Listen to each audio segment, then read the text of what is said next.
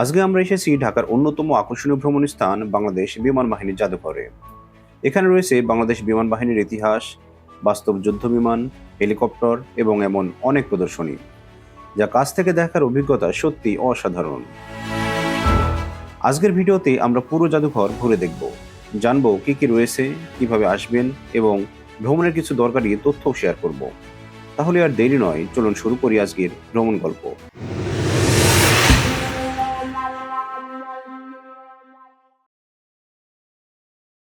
আসসালামু আলাইকুম, সবাইকে স্বাগতম জানাচ্ছি আমার ইউটিউব চ্যানেল তকিব গো থেকে। আমি তকিব আছি সারাদিন আপনাদের সাথে। আজকে আমার ট্রাভেল চ্যানেলে প্রথম ব্লগ শুরু হচ্ছে বাংলাদেশ বিমান বাহিনী জাদুঘর আগারগাঁ থেকে। তো চলুন শুরু করা যাক। বাংলাদেশ বিমান বাহিনী জাদুঘরটি ঠিক আগারগাঁ মেট্রো স্টেশনের সাথেই অবস্থিত। আগারগাঁ মেট্রো স্টেশন থেকে নেমেই ঠিক গেটের সাথে পেয়ে যাবেন বিমান বাহিনী জাদুঘরের এন্ট্রি গেট। একটু ভিতরে ঢুকলে পাবেন এন্ট্রি গেটের ফার্স্ট ইন্টারফেস। এর ঠিক বামে রয়েছে টিকিট কাটার জায়গা, যেখানে প্রবেশ মূল্য জনপ্রতি 50 টাকা এবং 2 বছরের ঊর্ধ্বে বাচ্চাদের টিকিট ক্রয় করতে হবে। বিমান বাহিনী জাদুঘরের ঠিক পাশেই রয়েছে বাংলাদেশ এয়ারফোর্স মিউজিয়াম।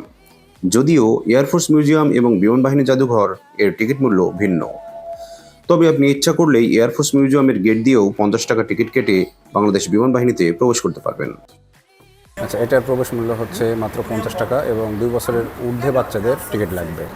আপনারা ইচ্ছা করলে বাংলাদেশ এয়ারফোর্স মিউজিয়ামের যে গেট আছে এই গেট দিয়েও প্রবেশ করতে পারবেন। এছাড়া হচ্ছে বাংলাদেশ বিমান বাহিনীর জাদুঘর যেটা, এটা দিয়েও প্রবেশ করতে পারবেন এবং এন্ট্রি গেট হচ্ছে এটা খুবই সুন্দর এবং সাজানো গোছানো এবং দারুণ আর্কিটেকচারাল ডিজাইন দিয়ে তৈরি করা।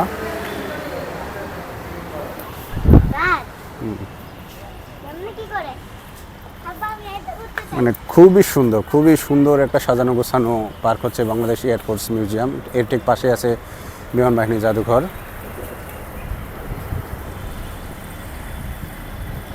আমরা যখন প্রবেশ করছি তখন বাজে বেলা 12টার মতো, এই জন্য প্রচণ্ড রোদ এবং লোকজনের চাপও কম।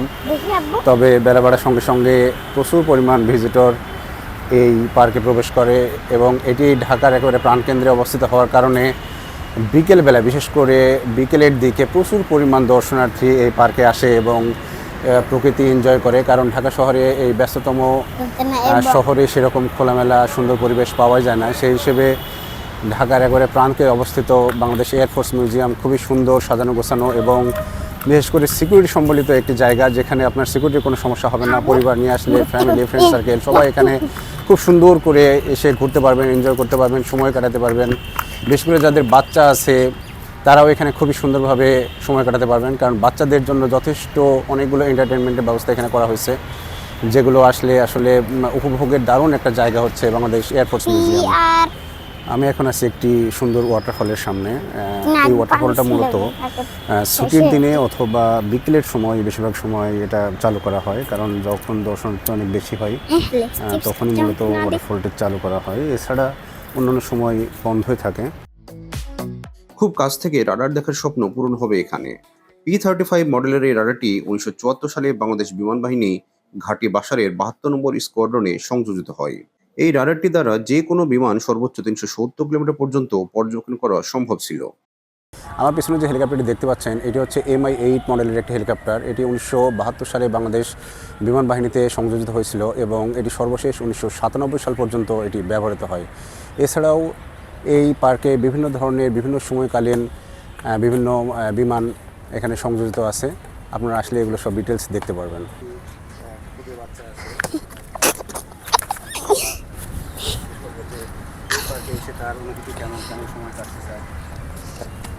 তোমার তো কিছু লেখা আছে তাশরিফ, তোমার নামও তাশরিফ। তোমার কেমন লাগতেছে এই পার্কে এসে? আমার খুব ভালো লাগতেছে। খুব ভালো লাগতেছে। হ্যাঁ। এই পার্কে কেমন উপভোগ করতেছো? কেমন কি কি দেখছো এখন পর্যন্ত? বল দেখেছি, রেস্টুরেন্ট দেখেছি, অনেকগুলা জিনিস দেখেছি, হেলিকপ্টার দেখেছি। তাহলে তোমার খুব ভালো লাগতেছে না? হ্যাঁ। তুমি কি সবাইকে বলবো এখানে আসার জন্য? সবাই চলে আসো তাড়াতাড়ি। আমার নাম রোনালদো।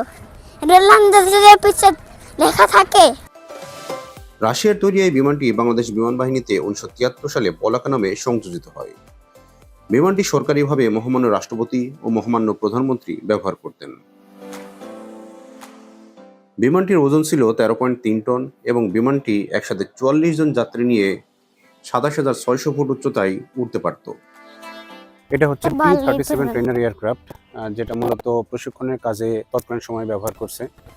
প্রশিক্ষণের পরবর্তী সময়ে যখন এগুলো দিয়ে আর প্রশিক্ষণ করা যায়নি বা অব্যবহৃত হয়েছে, তখনই এগুলো মূলত এখানে সংরক্ষণ করার জন্য এবং দর্শনার্থীদের ব্যবহারের জন্য বা দেখার জন্য এখানে সংরক্ষণ করছে, প্রদর্শনী করছে। এছাড়াও এর পাশাপাশি আরও একটি সুন্দর ছোট্ট কিউট একটি বিমান আছে, যেটা ওই সময়ে প্রশিক্ষণের কাজে ব্যবহার করছে। এর ঠিক ডান দিকে রয়েছে এ ধরনের হেলিকপ্টার ছাড়াও বিভিন্ন ধরনের এয়ারক্রাফট সুসজ্জিত অবস্থায় এখানে পাবেন।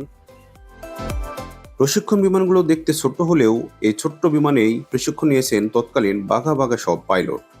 এছাড়াও পার্কটিতে রয়েছে আকাশ দাপিয়ে বেড়ানো শক্তিশালী সব ফাইটার জেট এবং বিমানের ইঞ্জিন।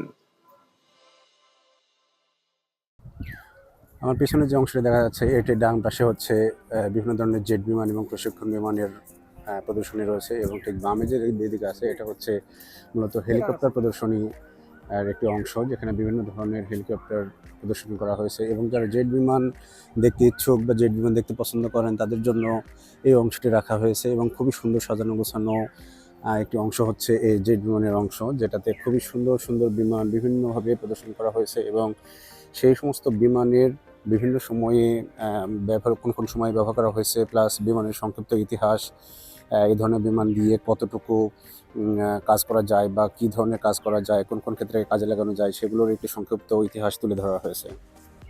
আসলে এখন প্রচুর গরম, কারণ এখন যেহেতু দুপুরবেলা, এই জন্য গরমে সবার একটু কষ্ট হচ্ছে। এই পার্কটি মূলত বিকেলের দিকে খুবই সুইটেবল একটি জায়গা।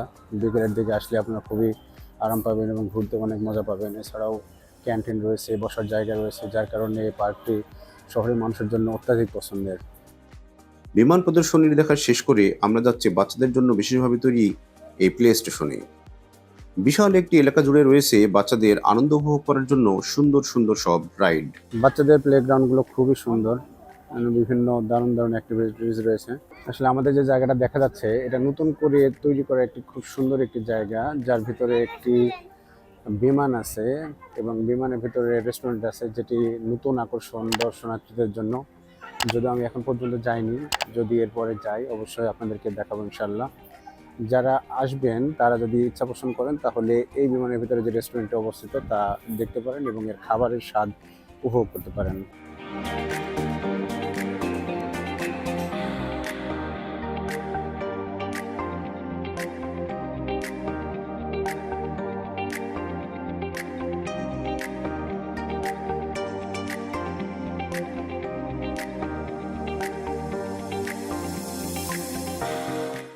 বাংলাদেশ বিমান বাহিনী জাদুঘর নিয়ে এটাই আমার চ্যানেলের প্রথম ব্লগ।